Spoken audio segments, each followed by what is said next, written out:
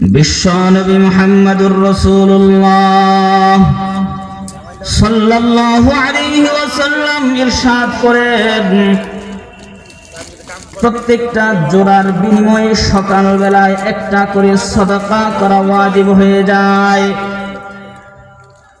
তবে এই সাদকাগুলোর মধ্যে এক একটা নেক আমল এক একটা সাদকার সমপরিমাণ হয়ে যায়। কুল্লু তাসবিহাতিন সাদাকা, আল্লাহর রাসূল বলেন এক একটা তাসবিহ বলবে, আমার উম্মত যখন বলবে সুবহানাল্লাহ, তার একটা তাসবিহ বলার বিনিময়ে আমল নামায় একটা সাদকার সওয়াব লিখে দেওয়া হয়। আবার যখন আমার উম্মত বলবে আলহামদুলিল্লাহ, আরেকটা সাদকার সওয়াব লিখে দেওয়া হয়। আবার যখন বলবে লা ইলাহা ইল্লাল্লাহ, আবার আরেকটা সাদকার সওয়াব লিখে দেওয়া হয়। আবার যখন বলবে আল্লাহু আকবার, আরেকটা সাদকার সওয়াব লিখে দেওয়া হয়। আবার যখন ওয়া ইমাতাতুল আযা আনিত তরিক সাদাকা, বিশ্ব নবী মুহাম্মদুর রাসূলুল্লাহ সাল্লাল্লাহু আলাইহি ওয়াসাল্লাম আরো বলতেছেন যে একটা আমার উম্মত যখন রাস্তা থেকে কষ্টদায়ক বস্তু সরায়া দেয়, তখনও বান্দার আমল নামায় একটা সাদকার সওয়াব লিখে দেওয়া হয়। আল্লাহর রাসূল আরো বলতেছেন তা'দিলু বাইনাল ইসনাইনি সাদাকা, আমার কোন উম্মত যখন দুইজনের মাঝে ন্যায়ের সাথে বিচার করে দেয়, ফয়সালা করে দেয়, এই ফয়সালার বিনিময়ে আল্লাহ তাআলা তার আমলনামায় একটা সাদকার সওয়াব লিখে দেন। শুধু তাই নয়, আল্লাহর রাসূল সাল্লাল্লাহু আলাইহি ওয়াসাল্লাম বলেন ওয়া মুদআতু আহলিহি সাদাকা, একটা মানুষ যখন স্বামী তার স্ত্রীর সাথে খাহেশ পূর্ণ করে, সেই জায়গায় ও আল্লাহ তাআলা বান্দার আমলনামায় সাদকার সওয়াব দিয়ে দেন। সাহাবায়ে কেরাম রাদিয়াল্লাহু তাআলা আনহুম এবার প্রশ্ন করলেন, ওগো নবীজি,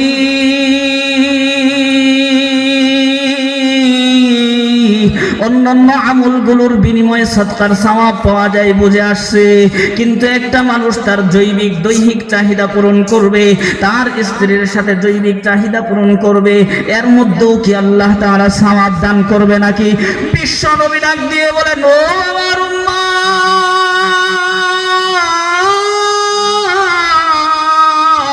আমার প্রশ্নের জবাব দাও। আমার কোন উম্মত যদি তার খাহেশ, তার জৈবিক চাহিদা যদি অন্য জায়গায় হারাম ভাবে পূর্ণ করত, তার গুনাহ হইতো কিনা? সাহাবায়ে কেরাম বললেন, জি ওগো আল্লাহর রাসূল, অবশ্যই যদি সে হারাম জায়গায় সে পূর্ণ করত, তার তো নাফরমানি হইতো, গুনাহ হইতো। এবার বিশ্ব নবী ডাক দিয়ে বলে, ও আমার উম্মত, তাহলে জেনে রাখো, যেই কাজের মাধ্যমে আমার উম্মত একটা গুনার কাছ থেকে বাঁচতে, একটা নাফরমানি থেকে বেঁচেছে, সেই আমলের মাধ্যমে, সেই বিনিময়, সেই কাজের বিনিময় মহান আল্লাহ তাআলা বান্দার আমলনামায় সাদকার সওয়াব লিখে দেন। আমাদের মাহফিলে এসে উপস্থিত হয়েছেন আজকের মাহফিলের বিশেষ বক্তা মুফতি কামাল হোসেন সাহেব, মুহতামিম মারকাতুস সুন্নাহ নিয়ামতপুর মুরাদনগর কুমিল্লা, হযরতের মূল্যবান তাশরীফ পেশ করার জন্য মাহফিলের কমিটির পক্ষ থেকে বিনীতভাবে অনুরোধ করছি।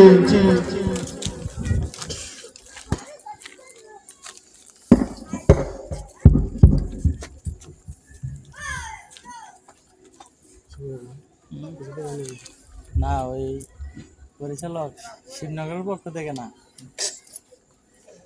এটা মনে রাখবেন, দেবিদ্দার প্রভাষকের বাড়ি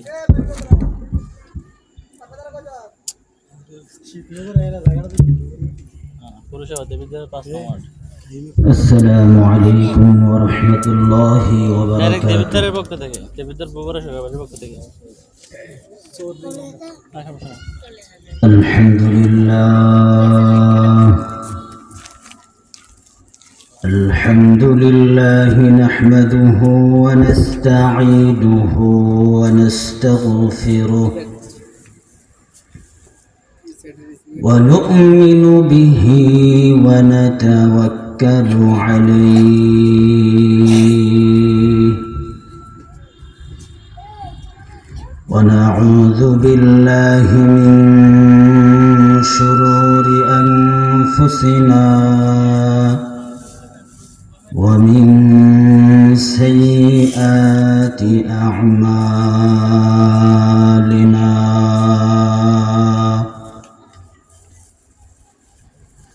من يهد الله فلا مضل له ومن يضلل فلا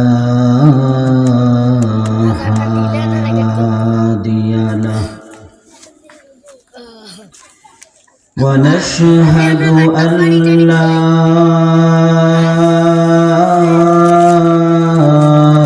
إله إلا الله وحده لا شريك له ونشهد أن سيدنا وحبيبنا ومولانا محمدا عبده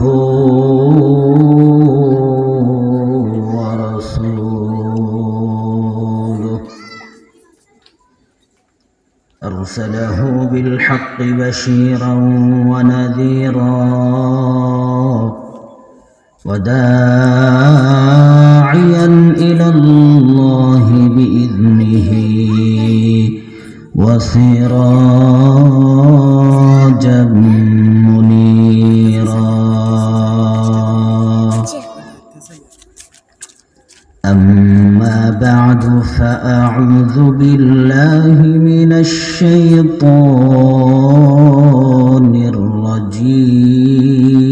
الرجيم بسم الله الرحمن الرحيم ورحمتي وسعت كل شيء فسأكتبها للذين يتقون ويؤتون الزكاة والذين هم بآياتنا يؤمنون وقال رسول الله صلى الله عليه وسلم إن الله كتب كتابا قبل أن يخلق الخلق إن رحمتي سبقت غضبي فهو مكتوب عنده فوق العرش أو كما قال النبي عليه الصلاة والسلام صدق الله العظيم وصدق رسوله النبي الكريم ونحن على ذلك لمن الشاهدين والشاكرين والحمد لله رب العالمين. وقال تعالى في شان حبيبه آمرا ومخبرا إن الله وملائكته يصلون على النبي يا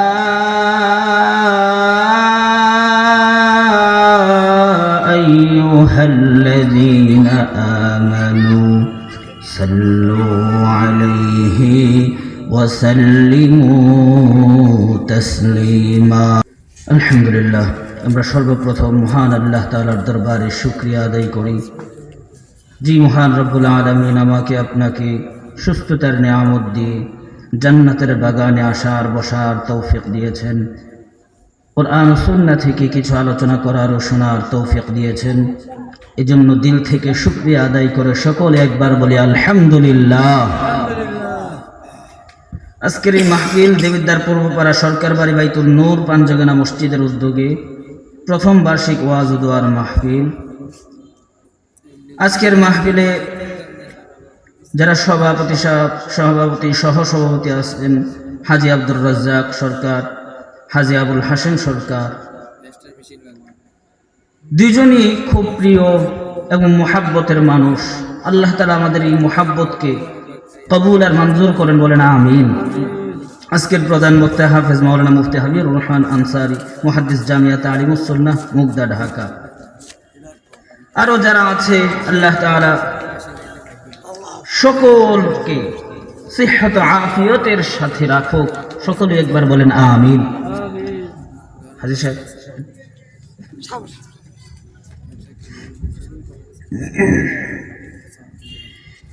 আমি মূল আলোচনার দিকে চলে যাচ্ছি কথা বেশি না সবচেয়ে বড় কথা হলো যে আল্লাহ তাআলার দরবারে মকবুলিয়ত আল্লাহ তাআলার দরবারে কবুল হওয়া আল্লাহ তাআলার দরবারে যদি ছোট্ট একটা আমল কবুল হয়ে যায় পছন্দনীয় হয়ে যায় নাজাতের জন্য ছোট্ট একটা আমলই যথেষ্ট হয়ে যায় সুবহানাল্লাহ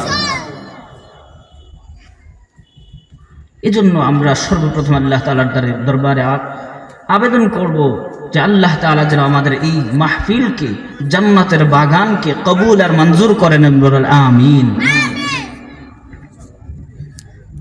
আমি আপনাদের সামনে একটা আয়াতে কারিমা তেলাওয়াত করেছি সেই আয়াতে ঢোকার আগে একটা হাদিস শোনাবো এই হাদিসের আগে দু একটা কথা যে বর্তমান সময়ে যেই কথাগুলো জরুরি না বললেই নয় এমন দু একটা কথা আপনাদেরকে শোনাবো কোরআনুল কারীমের মধ্যে আল্লাহ তাআলা বলেছেন যে ইয়া আইয়ুহাল্লাযীনা আমানু জিতানিবু কাসীরাম মিনাজ জন হে মানুষ সকল হে ঈমানদাররা ইজতানিবু কাসীরাম মিনাজ জন তোমরা মানুষের প্রতি খারাপ ধারণা করা থেকে বেঁচে থাকো ইন্না বা'দাজ যন্নি ইসমুন কারণ কিছু কিছু ধারণা আছে যেই ধারণাগুলো গুনাহ হয়ে যায় নাউযুবিল্লাহি মিন যালিক ওয়ালা তাজাসসু ওয়ালা ইয়াগতাব বা'দুকুম বা'দা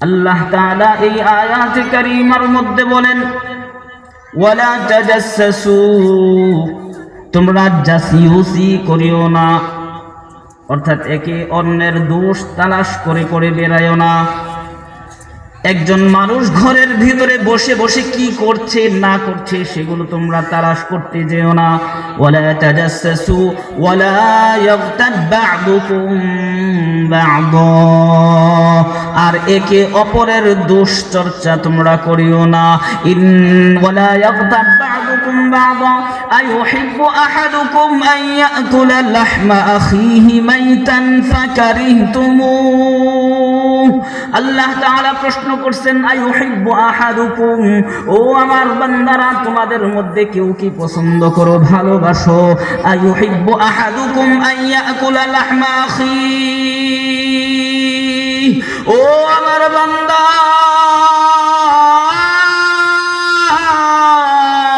তোমরা কি কেউ পছন্দ নাকি করো নাকি তোমাদের অপর ভাইয়ের মৃত ভাইয়ের গোশত খাওয়ার জন্য বলেন তো আমরা কি পছন্দ করি আমাদের কেউ তো পছন্দ করে না আইয়ুহিব্বু আহাদুকুম আইয়াকুলা লাহমা আখিহি মাইতান ফাকারিহতুমুহ ও আমার বান্দারা একজন মৃত ভাইয়ের গোশত খাওয়াটা যেমন অপছন্দনীয় আর একজন মানুষ অপর ভাইয়ের দোষ চর্চা করাটাও তেমন অপছন্দনীয়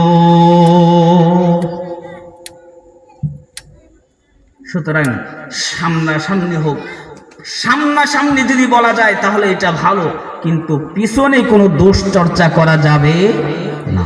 আল্লাহ তাআলা আমাদের সকলকে হেফাজত করেন, বলেন আমিন। চলুন আমি আপনাদের সামনে আরেকটা আয়াতে কারিমা তেলাওয়াত করেছি। সেই আয়াতটা হলো আল্লাহ তাআলার রহমত সম্পর্কে। এর আগে ছোট্ট আরেকটা হাদিস শোনাই আপনাদেরকে। হাদিসটা বর্ণিত বুখারী এবং মুসলিম শরীফের সহ অন্যান্য হাদিসের কিতাব নাসাই, তিরমিজি, আবু দাউদ শরীফের হাদিস। এই হাদিসের মধ্যে আল্লাহর রাসূল সাল্লাল্লাহু আলাইহি ওয়াসাল্লাম ইরশাদ করেন, ইন্নাহু খুলিকা কুল্লু ইনসানিন মিন বানি আদম আলা 60 ওয়া 300 মাফসাল। প্রত্যেকটা বনি আদমের প্রত্যেকটা মানুষকে আল্লাহ তাআলা 360টা জোড়া দ্বারা বানাইছেন। সুবহানাল্লাহ। এই 360টা জোড়া দ্বারা বানাইছেন। আরেক হাদিসে আল্লাহর রাসূল বলেন, ইউসবিহু আলা কুল্লি মুসলিমিন কুল্লু ইনসান। প্রত্যেকটা মানুষের যখন সকাল হয় তখন সকাল বেলায় প্রত্যেকটা জোড়ার বিনিময়ে একটা করে সদকা করা ওয়াজিব হয়ে যায়।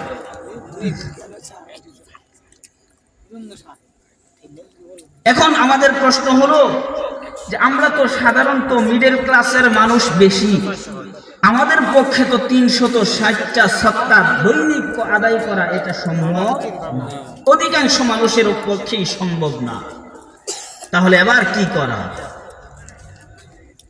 বিশ্বনবী মুহাম্মদুর রাসূলুল্লাহ সাল্লাল্লাহু আলাইহি ওয়াসাল্লাম ইরশাদ করেন, প্রত্যেকটা জোড়ার বিনিময়ে সকালবেলায় একটা করে সাদাকা করা ওয়াজিব হয়ে যায়। তবে এই সাদকাগুলোর মধ্যে এক একটা নেক আমল এক একটা সাদকার সমপরিমাণ হয়ে যায়। কুল্লু তাসবিহাতিন সাদাকা। আল্লাহর রাসূল বলেন, এক একটা তাসবিহ বলবে, আমার উম্মত যখন বলবে সুবহানাল্লাহ, তার একটা তাসবিহ বলার বিনিময়ে আমল নামায় একটা সদকার সওয়াব লিখে দেওয়া হয়।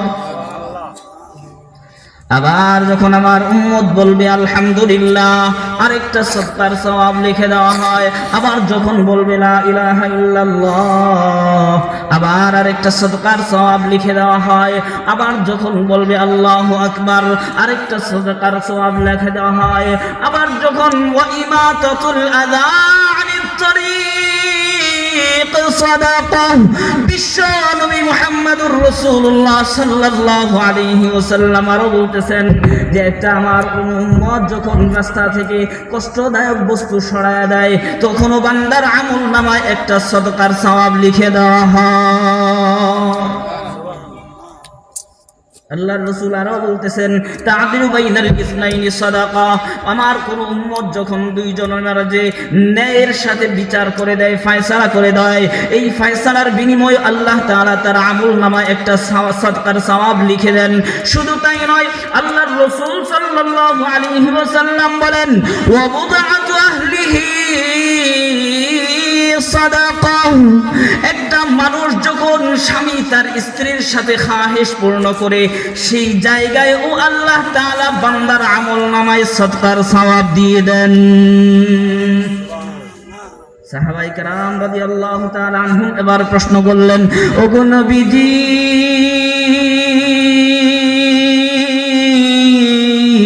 অন্যান্য আমলগুলোর বিনিময়ে সদকার সওয়াব পাওয়া যায় বুঝে আসছে, কিন্তু একটা মানুষ তার জৈবিক দৈহিক চাহিদা পূরণ করবে, তার স্ত্রীর সাথে জৈবিক চাহিদা পূরণ করবে, এর মধ্যেও কি আল্লাহ তাআলা সওয়াব দান করবে নাকি? বিশ্ব নবী ডাক দিয়ে বলেন, ও আমার উম্মত,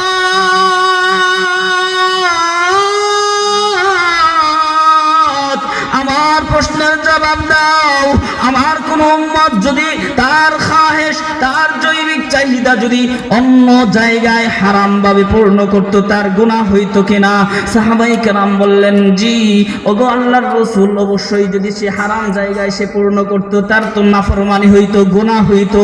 এবার বিশ্ব নবী ডাক দিয়ে বলে, ও আমার উম্মত, তাহলে জেনে রাখো যেই কাজের মাধ্যমে আমার উম্মত একটা গুনার কাছ থেকে বাঁচছে, একটা নাফরমানি থেকে বেঁচেছে, সেই আমলের মাধ্যমে সেই বিনিময়, সেই কাজের বিনিময়ও মহান আল্লাহ তাআলা বান্দার আমল নামায় সাদকার সওয়াব লিখে দেন।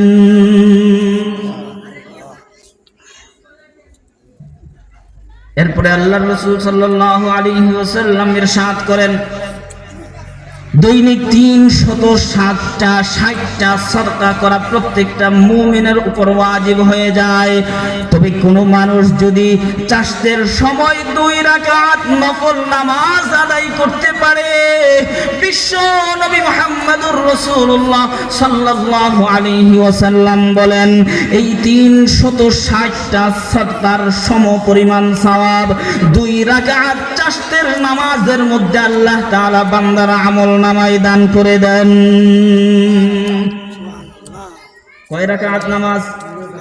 নফল 2 রাকাত নামাজ চাষের সময়, অর্থাৎ আপনি যদি সূর্য ওঠার পরে মাকরু ওয়াক্ত যাওয়ার পরে যদি বসে বসে জিকির আজকার করলেন, যখন সূর্য মাকরু ওয়াক্ত শেষ হয়ে উপরে উঠে গেছে, ওই মুহূর্তে যদি আপনি 2 রাকাত নামাজ আদায় করে নেন, তবে এই 2 রাকাত নামাজের বিনিময়ে আপনার উপর যেই 360টা সাদকা ওয়াজিব হয়ে গিয়েছিল, এই 2 রাকাত নামাজের বিনিময়ে মহান আল্লাহ রব্বুল আলামিন সবগুলো সাদকা আদায় করে দিবেন। শুধু তাই নয়, আরেক হাদিসের মধ্যে আল্লাহর রাসূল সাল্লাল্লাহু আলাইহি ওয়াসাল্লাম ইরশাদ করেন, আমার কোন উম্মত যখন ফজরের নামাজ শেষ করে নামাজের পরে বসে বসে জিকির আজকার দোয়া দুরূদ পড়ে সূর্য ওঠার পরে মাকরু ওয়াক্ত যাওয়ার পরে যদি 2 রাকাত নফল নামাজ আদায় করে, তবে সেই 2 রাকাত নফল নামাজের বিনিময়ে আল্লাহ তাআলা একটা কবুল হজ আর একটা কবুল উমরার সওয়াব দান করে দেন। সুবহানাল্লাহ। ও মুসলমান, আল্লাহ তাআলা দান করলে দিলে কেউ বাধা দেওয়ার মতো আছে? আল্লাহ তাআলা যদি বান্দার আমল নামায় দিতে থাকেন, বাধা দেওয়ার মতো কোনো ক্ষমতা নাই। পারবো তো ইনশাআল্লাহ আদায় করতে। দৈনিক একটু সময় করে ফজরের নামাজ আদায় করব জামাতে, আদায় করার পরে মুরব্বী বাবারা যারা আছেন বসে বসে জিকির আজকার সুবহানাল্লাহ, আলহামদুলিল্লাহ, লা ইলাহা ইল্লাল্লাহ, আল্লাহু আকবার, অথবা তেলাওয়াত করবেন। তেলাওয়াত শেষে 20 থেকে 25 মিনিট যাওয়ার পরে এরপরে আপনি 2 রাকাত করে 4 রাকাত নামাজ পড়ে নেবেন। এটাকে বলা হয় ইশরাকের নামাজ। আল্লাহ তাআলা আমাদের সকলকে আমল করার তৌফিক দান করেন, বলেন আমিন। চলেন আমি আপনাদের সামনে যে আয়াতে কারিমা তেলাওয়াত করেছি সেই আয়াত এবং তার আলোচনার দিকে যাচ্ছি। আল্লাহ তাআলা সেই আয়াতের মধ্যে ইরশাদ করেন, ওয়া রাহমাতি ওয়াসিআত কুল্লা শাই, আমার রহমত সব কিছুকে বেষ্টন করে আছে। সুবহানাল্লাহ। আরেকবার বলেন জোরে আলহামদুলিল্লাহ। এটা হলো দুনিয়াতে আল্লাহর রহমত সব জিনিসকে, হার মাখলুককে বেষ্টন করে আছে। কাফেরের একটা মুমিনের সাথে যেমন আল্লাহর রহমত থাকে, একটা কাফেরের সাথেও দুনিয়ার জমিনে রহমত থাকে। এটা আল্লাহ তাআলা বলতেছেন, ওয়া রাহমাতি ওয়াসিআত কুল্লা শাই, আমি আল্লাহর রহমত সব জিনিসকে বেষ্টন করে আছে। আমি আল্লাহর রহমত সব জিনিসকে বেষ্টন করে আছে। দুনিয়ার জমিনে আল্লাহর রহমত ব্যাপক। একটা মুমিন যেমন রহমত পায়, একটা কাফের আল্লাহর রহমত পায়। যেমন রিজিক, এটা আল্লাহর রহমত। মুমিন যেমন রিজিক খায়, একটা কাফের বেঈমানও আল্লাহ তাআলার দেওয়া রিজিক খায় কি খায় না? মুমিন যেই জমিনের তৈরি উৎপন্ন ফসল খায়, ফলাদি খায়, কাফের বেঈমানরাও সেই ফসল ফলাদি খায়। মুমিন যেই গাছের ফল খায়, কাফেররাও সেই গাছের ফল খায়। মুমিন যেই সাগর নদীর মাছ খায়, কাফেররাও সেই নদীর মাছ খায়। কি বলেন, ঠিক না বে ঠিক? দুনিয়ার জমিনে আল্লাহর রহমত ব্যাপক। এই জন্য মুমিনরাও পায়, কাফেররাও পায়। আল্লাহ তাআলা বলতেছেন ওয়াসিআত রাহমাতি কুল্লা শাই, আমি আল্লাহর রহমত দুনিয়ার জমিনে সব কিছুকে বেষ্টন করে আছে। কিন্তু আল্লাহ তাআলা এর পরের অংশে বলতেছেন ফাসাকতুবুহা লিল্লাযীনা ইয়াত্তাকুনা ওয়া ইউতুনাজ যাকাতা ওয়াল্লাযীনা হুম বিআয়াতিনা ইউমিনুন।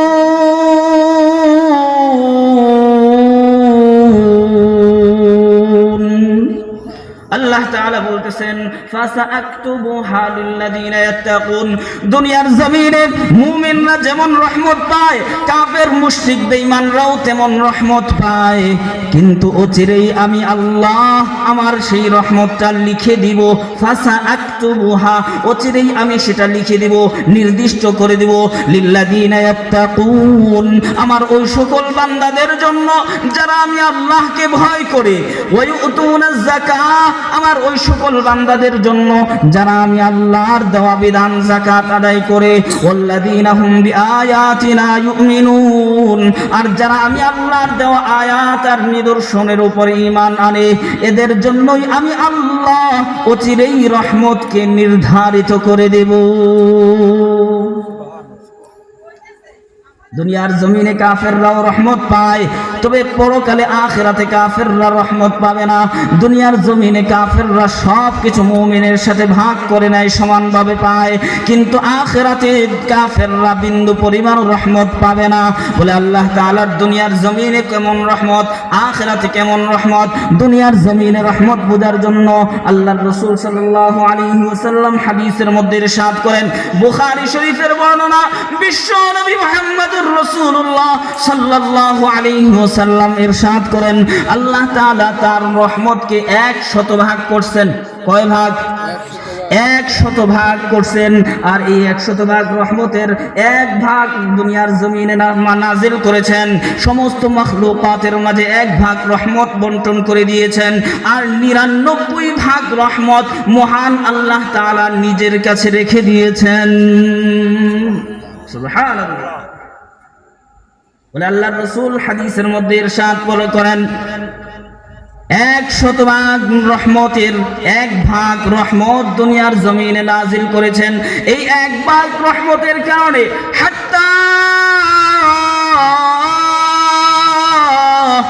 আল্লাহর রাসূল বলেন, 1 ভাগ রহমতের কারণে একটা বোবা অবুঝ জানোয়ার পর্যন্ত তার পাকে তার সন্তানের উপর ফেলে না মরে যাবে। বলে এই 1 ভাগ রহমতের কারণে সন্তান মা বাবার জন্য জীবন দিয়ে দেয়।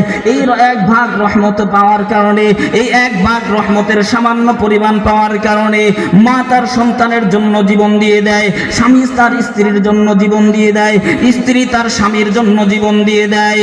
আর যেই মালিক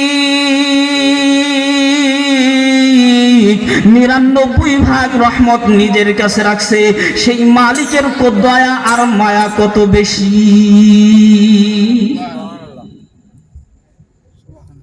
উদাহরণ দিয়ে আমি আপনি আপনাদেরকে আরেকটা বুখারী শরীফের একটা হাদিস বলতেছি।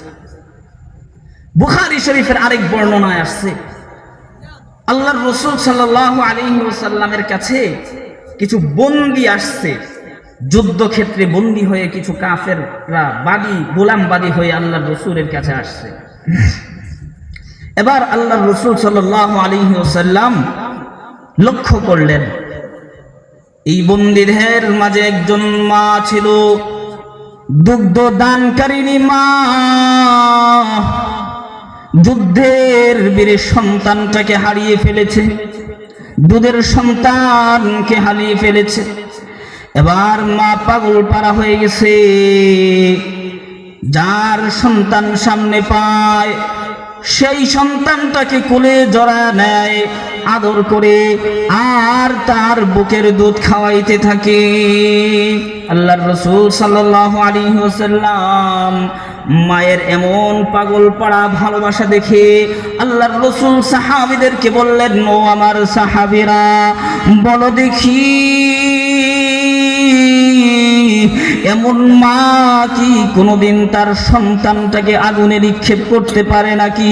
সাহাবায়ে কেরাম আরজ করলেন, লা ইয়া রাসূলুল্লাহ, ওগো নবীজি, না না, যেই মা সন্তানটাকে এত পরিমাণ ভালোবাসে আদর করে, সেই মা কোনোদিন তার সন্তানকে আগুনে নিক্ষেপ করতে পারে না। এবার নবীজি ডাক দিয়ে বলে, ও মা,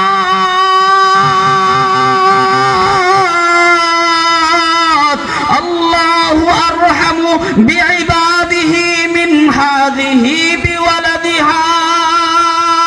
বিশ্বনবী সাল্লাল্লাহু আলাইহি ওয়াসাল্লাম উম্মতকে ডাক দিয়ে বলতেছে, ও আমার উম্মত, এই মা তার সন্তানের প্রতি যতটা বেশি দয়ালু, এর চেয়ে আমার আপনার রব আরো বেশি দয়ালু।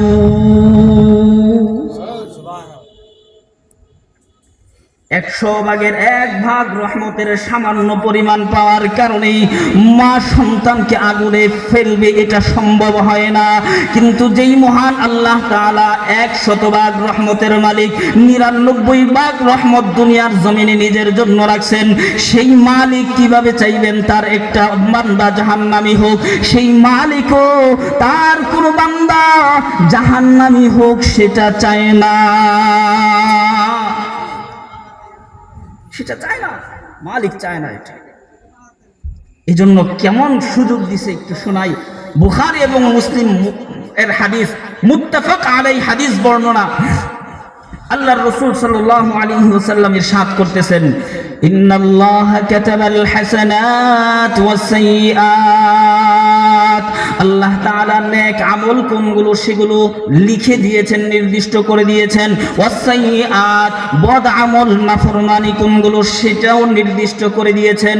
সুম্মা বায়্যানা যালিক, এরপরে সেগুলো বর্ণনা করে দিয়েছেন। সুদ খাওয়া হালাল না হারাম? সবাই বলেন, সুদ খাওয়া হালাল না হারাম? আল্লাহ তাআলা বলে দিয়েছেন, মরা প্রাণী, মৃত জানোয়ার খাওয়া হালাল না হারাম? শিয়াল খাওয়া হালাল না হারাম? কুকুর খাওয়া হালাল না হারাম? বাজ পাখি খাওয়া হালাল না হারাম? হারাম। এই সবগুলো প্রাণী হারাম। কোনটা হালাল কোনটা হারাম এটা আল্লাহ তাআলা বর্ণনা করে দিয়েছেন। এরপরে বিশ্বনবী মুহাম্মদুর রাসূলুল্লাহ সাল্লাল্লাহু আলাইহি ওয়াসাল্লাম ইরশাদ করেছেন, ফামান হাম্মা বিহাসানাতিন ফালাম ইয়ামালহা। ও আমার উম্মত,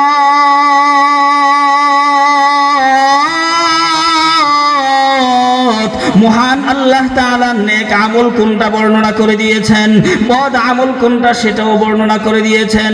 এবার যেই বান্দা, আমার যেই উম্মত, আমার যেই উম্মতি কোনো একটা নেক আমল করার নিয়ত করে, কোনো একটা নেক আমল করার মনে মনে ইচ্ছা পোষণ করেছে, কিন্তু এখনো পর্যন্ত সেই আমলটা করে নাই, আল্লাহর রাসূল বলেন, আমার আল্লাহ আমার সেই উম্মতের আমল নামায় সাথে সাথে একটা সওয়াব লিখে দেন।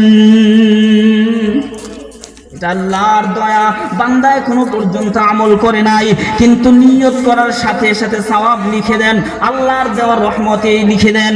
এবার আল্লাহর রাসূল বলেন, ওয়া ইন হাম্মা বিহা ফাআমিলাহা। আমার যে উম্মত কোন নেক আমল করার নিয়ত করবে, নিয়ত করার পরে যদি সেই আমলটা করে, কাতাবাহাল্লাহু তাআলা ইনদাহু 10 হাসানাতিন ইলা 100 বি'আযফিন।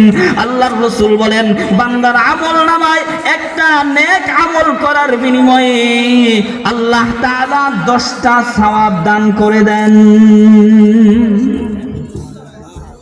শুধু তাই নয়, আল্লাহর রাসূল এর পরের অংশে বলেন, ইলা আযআফিন কাসীরা, 1 থেকে নিয়ে 10 পর্যন্ত হলো।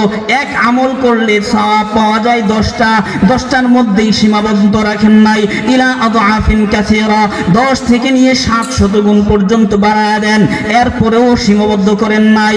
এরপর আল্লাহর রাসূল বলেন, বান্দা নেক আমল করার সময় যদি ইখলাস থাকে, একমাত্র আল্লাহর রাজি আর খুশির জন্য করে থাকে, আর যদি আল্লাহ তাআলার কাছে কোনো বান্দার আমল ছোট থেকে ছোট আমলটা পছন্দ হয়ে যায়, তবে আল্লাহর রাসূল বলেন, ইলা আযআফিন কাসীরা, এরপর যে কত শত শত গুণ সওয়াব বাড়িয়ে দিবেন সেটা একমাত্র আল্লাহ ছাড়া আর কেউ জানে না। সুতরাং মাহফিল চলতেছে, আমি বলবো, ও আমার মুরব্বী বাবারা, একটু কষ্ট করে আসেন, একটু হরকত করেন, মাহফিলের প্যান্ডেলে জান্নাতের বাগানে এসে বসে যান। মাফ করার মালিক কে? সবাই বলেন, মাফ করে দেওয়ার মালিক কে? আল্লাহ। ইখলাসের সাথে আসেন, একটু মাহফিলটাকে সৌন্দর্যমণ্ডিত এবং সাফল্যমণ্ডিত করার উদ্দেশ্যে, দু জাহানের সফলতা অর্জনের উদ্দেশ্যে মুরব্বী বাবারা, অবসর যারা ভাইয়েরা আছেন সবাই চলে আসুন।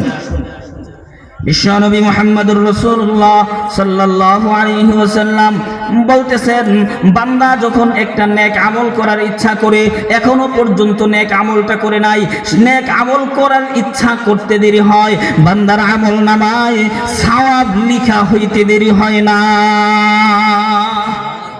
আবার যে পূর্ণ করছে, আমলটা করে ফেলছে, তো আল্লাহর রাসূল বলেন, এক থেকে একটার বিনিময়ে 10টা সওয়াব দান করেন, 10-এর পরে 700 গুণ পর্যন্ত বাড়ায় দেন। 700 গুণ পর্যন্ত বাড়ানোর পরে আল্লাহর রাসূল এরপরে আর সংখ্যা উল্লেখ করেন নাই। ইলা আদআফিন কাসীরা, কোন বান্দার আমল যদি পছন্দ হয়ে যায়, তবে হাজার হাজার গুণ বেহিসাব গুণ আমল নামার সওয়াব দান করে। কোনো হিসাব থাকে না, গুণের কোনো অঙ্ক থাকে না, অগণিত সওয়াব আল্লাহ তাআলা বান্দার আমল নামায় দান করেন। অপরদিকে আল্লাহর রাসূল বলেন, ওয়া ইন হাম্মা বিসাইয়্যাতিন, যদি আমার কোনো বান্দা, আমার কোনো উম্মত যদি কোনো নাফরমানি করার ইচ্ছা করছে, তো সাথে সাথে তার আমল নামায় গুনাহ লেখা হয় না। আর যদি সেই গুনার নিয়ত করার পরে গুনাহটা করে ফেলে, তবে একটা গুনার বিনিময়ে শুধু একটা অপরাধ লেখা হয়। কত বড় মেহেরবান আল্লাহ! এরপরও যদি সেই আল্লাহকে ভুলে যাই, এরপরও যদি সেই আল্লাহকে আপন করতে না পারি, আমাদের চেয়ে কপাল পোড়া আর কেউ হবে না। এত দয়ালু রব পাওয়ার পরেও যদি আল্লাহ তাআলাকে খুশি আর রাজি করতে না পারি, আমাদের চেয়ে হতভাগা কপাল পোড়া আর কেউ হবে না। চলেন আরেকটা উদাহরণ শোনাই ইতিহাস থেকে। আল্লাহ তাআলা কত বেশি দয়ালু, কত বেশি রহমওয়ালা, করুণাময়, তার একটা উদাহরণ ইতিহাস থেকে। জুন্নুন মিসরি রাহমাতুল্লাহি আলাইহি, জুন্নুন মিসরি উনি একজন বড় বুজুর্গ মানুষ ছিলেন, আল্লাহর ওলি ছিলেন। উনি তার শাগিরদেরকে নিয়ে কোথাও যাচ্ছিলেন। তো যাওয়ার পথে একটা বড় একটা পুকুর সামনে পড়ছে। জুন্নুন মিসরি রাহমাতুল্লাহি আলাইহি উনি মনোযোগ দিয়ে দেখতেছেন যে ওই পুকুরের পাড়ে বড় আকারের একটা বিচ্ছু কিসের জন্য যে অপেক্ষা করতেছে। তো অপেক্ষা করতেছে, এরই মাঝে জুন্নুন মিসরি তাকিয়ে আছে। হঠাৎ দেখা গেল ওই বিচ্ছুটার সামনে একটা ব্যাঙ, বড় আকারের ব্যাঙ পুকুরের নিচ থেকে ভেসে উঠছে। জুন্নুন মিসরি রাহমাতুল্লাহি আলাইহি তার শাগিরদেরকে ডাক দিছে, এই চলো চলো, এই বিচ্ছুকে নিয়ে ব্যাঙ কোথায় যায়, তার পিছু পিছু চলো, অবশ্যই এখানে কোনো না কোনো রহস্য লুকিয়ে আছে। এবার জুন্নুন মিসরি সহ বিশাল বড় এক কাফেলা চলতেছে, তাকিয়ে আছে, দেখতেছে ব্যাঙটা সাঁতার কেটে কেটে বিচ্ছুটাকে পুকুরের এই পার থেকে ওই পারে নিয়ে পৌঁছাই দিছে। বিচ্ছুটা লাফ দিয়ে পারে উঠে গেছে, সোজা রওনা হয়ে গেছে। জুন্নুন মিসরি বলতেছে, চলো বিচ্ছুর পিছু চলো। চলতে চলতে শেষ পর্যন্ত গিয়ে দেখে এক বিশাল বড় গাছের নিচে ছায়ার মধ্যে এক যুবক মদ খেয়ে মাতাল হয়ে গাছের সাথে হেলান দিয়ে ঘুমিয়ে আছে। আর তার বুকের উপর দিয়ে বিষাক্ত একটা সাপ বেয়ে উঠতেছে, তার কানের মধ্যে কামড় দিবে। ঠিক ওই মুহূর্তে দেখতেছে বিচ্ছুটা লাফ মেরে সাপের ঘাড়ের উপর গিয়ে ওঠে, তার শরীরে, সাপের শরীরে একটা তার হুলটা বসিয়ে দিয়েছে। বিচ্ছুর বিষের কারণে সাথে সাথে সাপটা মরে গেছে, যুবকের শরীর থেকে নিচে পড়ে গেছে। বিচ্ছু তার কাজ শেষ হয়ে গেছে, আবার রওনা হয়েছে পুকুরের পাড়ে এসে ব্যাঙের পিঠে উঠে আবার তার জায়গায় চলে গেছে।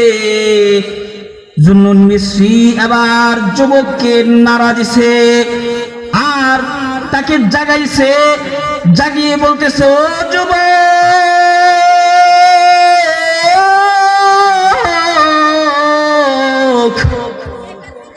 যেই রবের নাফরমানি করে তুমি গাছের নিচে মাতাল হয়ে পড়ে আছো রে যুবক, একটু লক্ষ্য করো।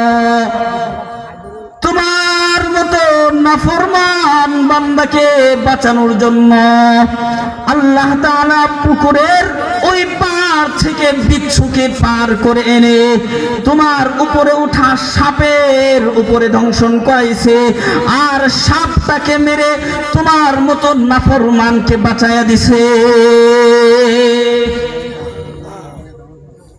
ও যুবক, তুমি যেই রবের নাফরমানি করে করে জীবনটা কাটাইতেছো, যে রবের নাফরমানি করে করে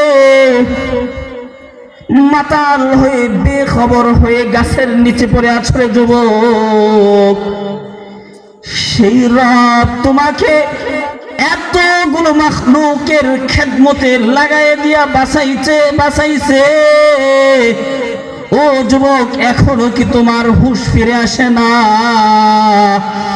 এবার যুবক সাপকে মৃত পড়ে থেকে থাকতে দেখে বলতেছে, ইলাহি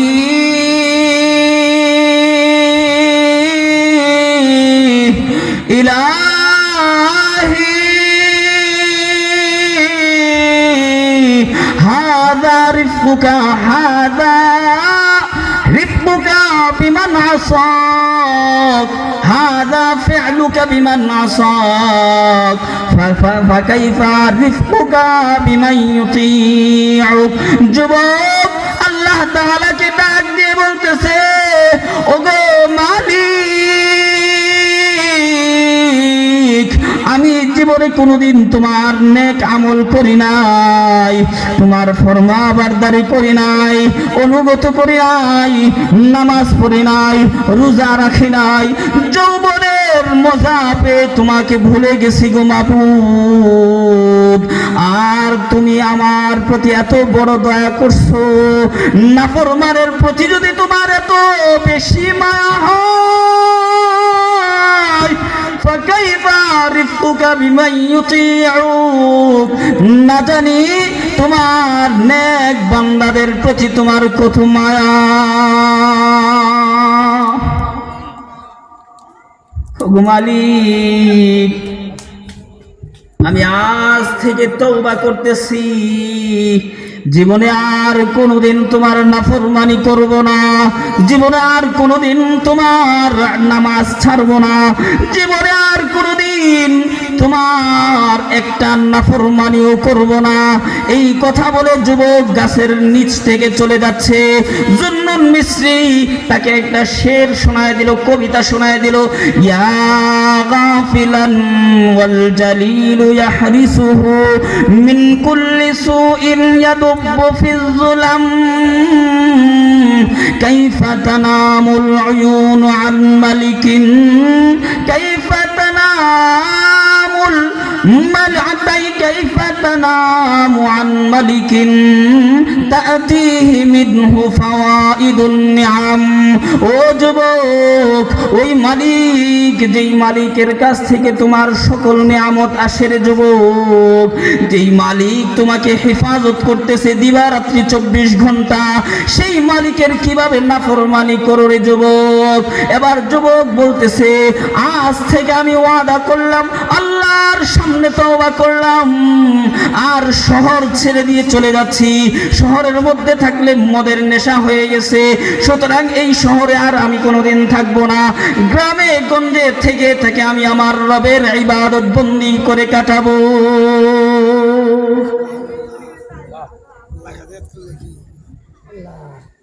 চিন্তা করার দরকার। রহমত, আল্লাহর রহমত কত বেশি। হ্যাঁ, আল্লাহ তাআলা আমাদের প্রত্যেকটা মানুষকে বাঁচায় রাখছেন আল্লাহর রহমত দিয়ে।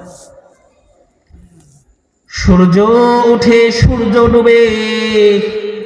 বুখারী শরীফের বর্ণনায় আসছে সূর্যটা আরশের নিচে যায়। কোথায় যায়? আরশের নিচে যায়। সিজদায় পড়ে রবের কাছে অনুমতি চায়, ওগো মালিক আমি কি আবার উদয় হব কি হব না? রব অনুমতি দিয়ে দেয়, যাও উদয় হও। সূর্য উদয় হয়, কিন্তু কিয়ামতের 40 দিন আগে রবের কাছে অনুমতি চাইবে, ওগো মালিক আমি কি আবার উদয় হব নাকি? রব বলবেন না, যেই দিক থেকে আগে উদয় হইছো সেই দিক থেকে আর উদয় হইবা না, বরং আজকে তুমি উদয় হইবা পশ্চিম দিক থেকে। সুতরাং রবের হুকুম মেনে কিয়ামতের আগে সূর্য পশ্চিম দিক থেকে উদয় হবে। সূর্য হুকুম মানে কার? জোরে, সূর্য হুকুম মানে কার? চাঁদ হুকুম মানে কার? আকাশ হুকুম মানে কার?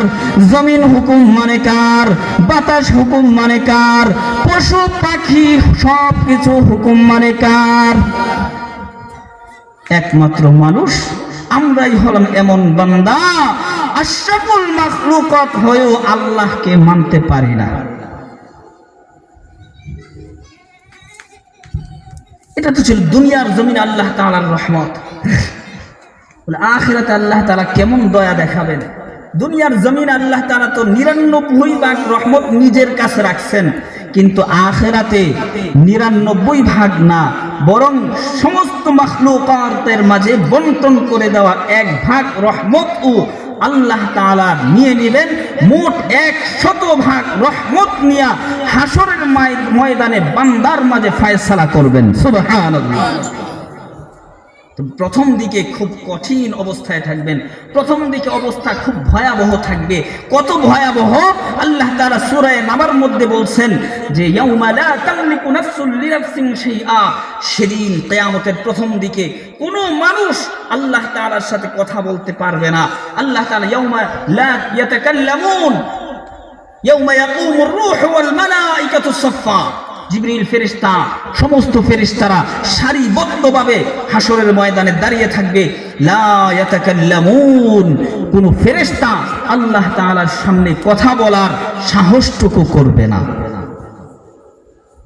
আল্লাহ তাআলা খুব কঠিন অবস্থায় থাকবে।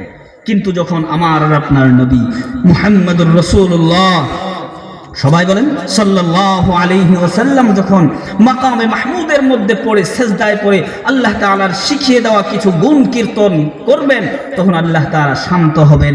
তখন এরপরে বিচারের কার্য যখন ফয়সালা করবে, তখন কত দয়া আর মায়ার সাথে ফয়সালা করবেন। একটু হাদিস থেকে আপনাদেরকে শোনাই। হাদিসটা বর্ণিত ইবনে মাজাহ শরীফে এবং তিরমিজি শরীফের হাদিস। সেখানে আল্লাহর রাসূল সাল্লাল্লাহু আলাইহি ওয়াসাল্লাম ইরশাদ করতেছেন, يصاح برجل من أمتي على رؤوس الخلائق, হাসরের কঠিন ময়দানে সমস্ত উম্মতের মাঝে আমার এক এমন নাফরমান বান্দাকে হাজির করা হবে, যেই নাফরমান বান্দার আমল নামায় শুধু গুনাহ আর গুনাহ, নাফরমানি আর নাফরমানি। তার সামনে 99টা দফতর খাতা খোলা হবে। এক একটা খাতা কুল্লু সিজিল্লিন মাদ্দাল বাসার, দৃষ্টির শেষ সীমা পর্যন্ত প্রসারিত হবে। এই বিশাল বড় বড় 99টা খাতা তার সামনে খোলা হবে। 99টা খাতার মধ্যেই শুধু তার বদ আমলগুলো লেখা, একটা খাতার মধ্যেও একটা নেক আমল নাই। এমন নাফরমান বান্দাকে যখন হাজির করা হবে, তার সামনে আমল নামাগুলো খোলা হবে। রব প্রশ্ন করবে, বান্দা এই আমলগুলোর মধ্যে থেকে এমন কোন আমল কি তোর কাছে আছে যেই আমলগুলো তুই করিস নাই অথচ এখানে লেখা হয়েছে? বান্দা বলবে, লা ইয়া রব্বানা, ও আমাদের রব, না না, এই 99টা খাতার কোনো একটা আমল এমন নাই যেটা আমি করি নাই। এবার রব আবার প্রশ্ন করবে, আযালামাকা কাতাবাতিয়াল হাফিজুন, ওরে বান্দা 2 নম্বর প্রশ্ন, তাহলে তোর উপর নিয়োজিত ফেরেশতা কিরামান কাতিমিন, সম্মানিত ফেরেশতারা তোর উপর কোনো জুলুম করছে বলে মনে হয় নাকি? বান্দা জবাব দিবে, না না, এটাও আমার মনে হয় না যে ফেরেশতারা আমার উপর জুলুম করছে। এবার রব ডাক দিবে, বান্দা তাহলে আমি আল্লাহর সামনে পেশ করার মতো কোনো আমল কি তোর কাছে আছে নাকি? বান্দা চিন্তা ভাবনা করে জবাব দিবে, লা ইয়া রব্বি,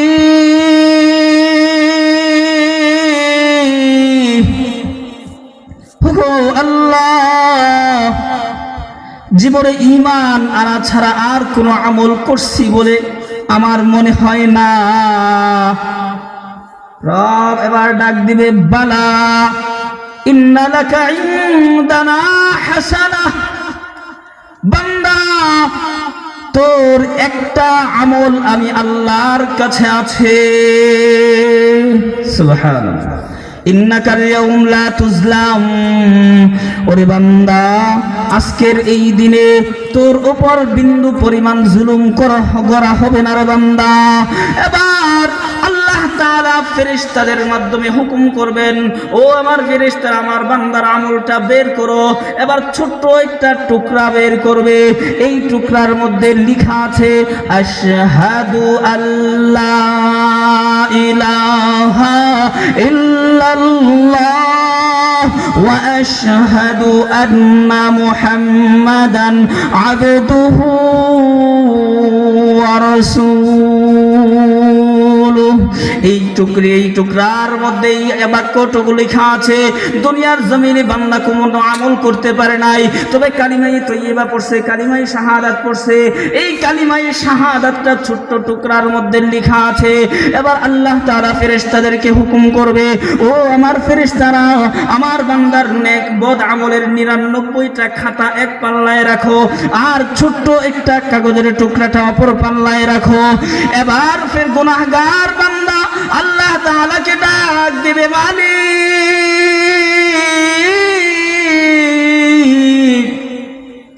দৃষ্টির শেষ সীমা পর্যন্ত 99 খাতা, এত বিশাল বড় বড় খাতা,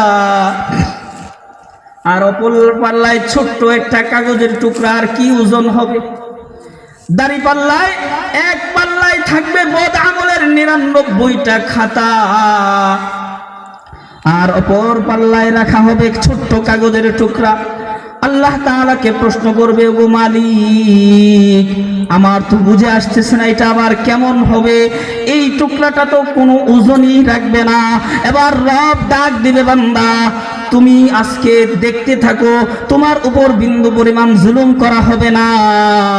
এই কথা বলে ছোট্ট কালিমায়ে শাহাদাত লেখা টুকরাটা যখন এক পাল্লায় রাখবে আর অপর পাল্লায় যখন বদ আমলের 99টা খাতা রাখবে, দেখা যাবে ছোট্ট কাগজের টুকরার পাল্লাটাই ভারী হয়ে যাবে। এবার রাবি বর্ণনাকারী বলতেছে, ও মুহাম্মাদের উম্মত, আল্লাহ তাআলা যেমন বড়, আল্লাহর নাম তেমন বড়, আল্লাহর নামের চেয়ে ভারী আর দ্বিতীয় কোনো জিনিস নাই।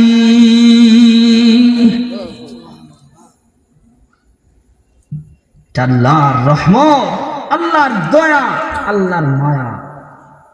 এজন্য বেশি বেশি কালিমায়ে তৈয়বা পড়ব। রাজি আছেন তো ইনশাআল্লাহ? চলেন আরেকটা হাদিস আপনাদেরকে শোনাই, যে হাশরের ময়দানে আল্লাহ সুবহানাহু ওয়া তাআলা যখন কারো প্রতি কোন বান্দার উপর যখন দয়া হবে, মায়া হবে, তখন আল্লাহ তাআলা দুইজন বান্দাকে জাহান্নাম থেকে বের করে আনবেন।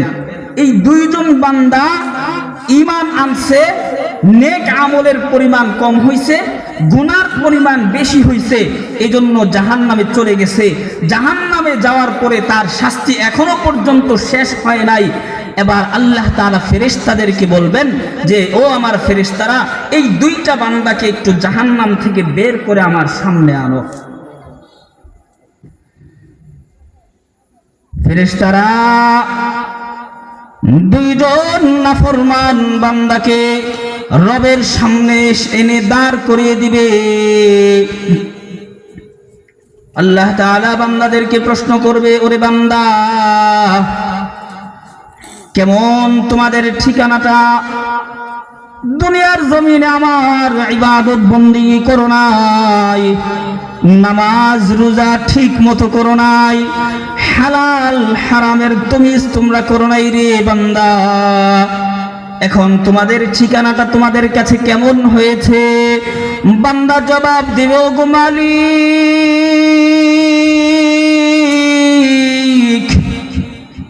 সবচেয়ে নিকৃষ্ট আর কষ্টদায়ক জায়গাতে আমরা ছিলাম।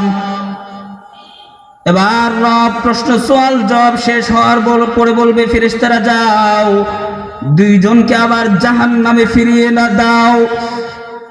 এবার দুইজনের একজন জাহান্নামের শিকল দিয়ে হাতগুলো বাঁধা, শিকল দিয়ে পাগুলো বেঁধে রাখা হয়েছে, গলার মধ্যে আগুনের লোহা দিয়ে বেরিয়ে দেওয়া আছে, হাত পায়ের শিকল সহ জাহান্নামের দিকে দৌড় দিবে, আর চলতে চলতে জাহান্নামে পড়ে যাবে। আরেকজন বান্দা দুই কদম সামনের দিকে যায় আর ঘুরে ঘুরে রবের দিকে তাকায়। এবার রব আবার ফেরেশতাদেরকে হুকুম করলেন, নো ফেরেশতারা যাও, দুনো বান্দাকে আমার সামনে নিয়ে আসো।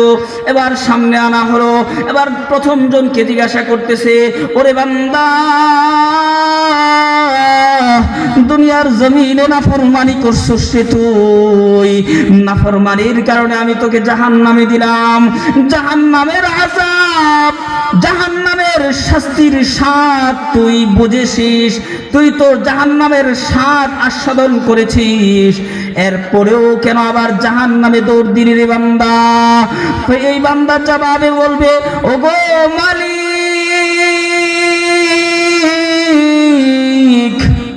দুনিয়ার জমিনে তোমার অনেক হুকুমের নাফরমানি করেছি, এক একটা হুকুমের শাস্তি এত ভয়াবহ গো মালিক, আজকের দিনে দ্বিতীয় হুকুম আর আমি অমান্য করতে চাই নাই, এই জন্যই আমি শিকল আর বেড়ি সহ জাহান্নামের দিকে দৌড় দিছি, যেন তোমার এই হুকুম অমান্য করার কারণে যেন আরো আমার শাস্তিটা বেড়ে না যায়। ও গো মালিক,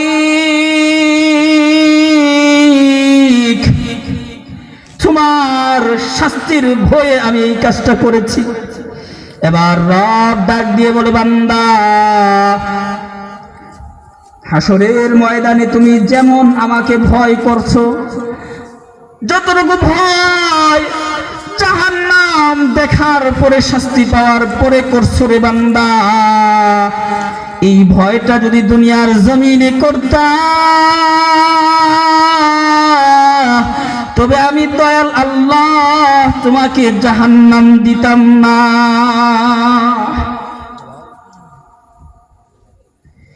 এবার দুই নম্বর ব্যক্তিকে আবার সামনে আনা হলো, জিজ্ঞাসা করা হলো, ওরে বান্দা, তোকেও তো আমি হুকুম করেছিলাম জাহান্নামে যাওয়ার জন্য, তুই কেন জাহান্নামে দৌড় দিলি না? বান্দা জবাবে বলে, ওগো মালিক,